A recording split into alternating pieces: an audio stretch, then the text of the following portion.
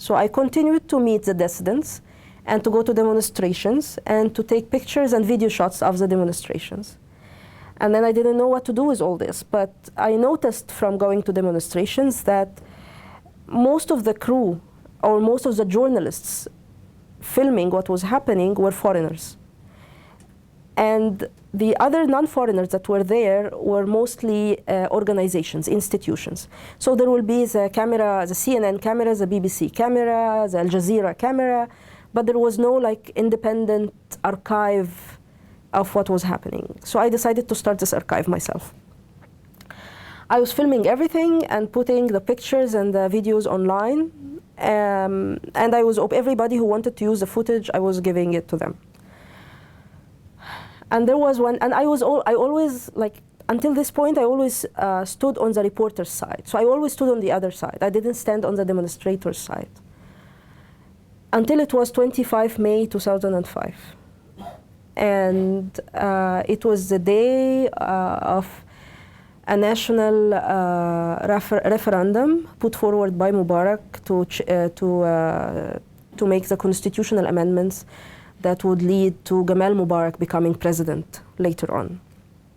There was a planned Kifaya demonstration against the referendum and the supposed amendments. And I went to join and to film what was happening. And the demonstrators were not many. We were a small group of people. And we were attacked by plainclothes thugs, young people, young men, holding Mubarak's picture, and who were beating the men just to push them away and targeting the women so they would sexually assault them. It was the first of its kind. Like, nothing in Egypt had happened like this before, and I personally have never heard of something like this before. I had participated in demonstrations where people were beaten or chased or arrested by uniformed police or plainclothes police. But sexual assault under police supervision was new to me. We were gathering in one location in Munira, and then we dispersed and we regathered in front of the press syndicate in Cairo. In front of the press syndicate, the thugs came also chasing us all the way from Munira to the press syndicate. And we were standing on the stairways, which was a very popular place for hosting all the demonstrations in the age of Mubarak. So we were standing on the stairways, and the thugs approached us, and they started beating the men also to attack the women, just to push the men away so they would attack the women. And there was a police general in uniform who said, "Bring all the women to the entrance of the garage and we will protect you." And I heard him myself. So the garage was like, we had to jump like 2 meters down in order to get to the entrance of the garage because we were standing on the end of the stairway. So his men helped us, the women, to jump down, uniformed policemen. And once we were down there at the entrance of the garage, and the garage door was closed, we were completely cornered, and there was 2 or 3 rows of security men blocking the entrance. And he said, "We have to wait for a while, and then we will let you go."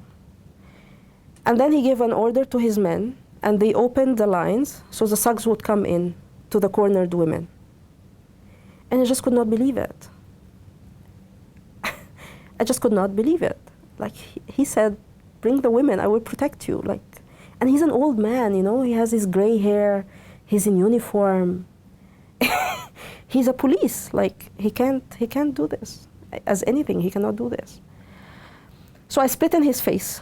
I was so raged, I was so outraged. I spit in his face, and maybe I said bad words that involve his family or his mother or something. And I was so shocked. And but I took his picture, and I took the pictures of his men helping the women. I had documented the whole process. And then when I did this to him, his men started beating me, so I had to bend down, and then a friend pulled my hand, and she pulled me, and we crawled from between the security men's legs.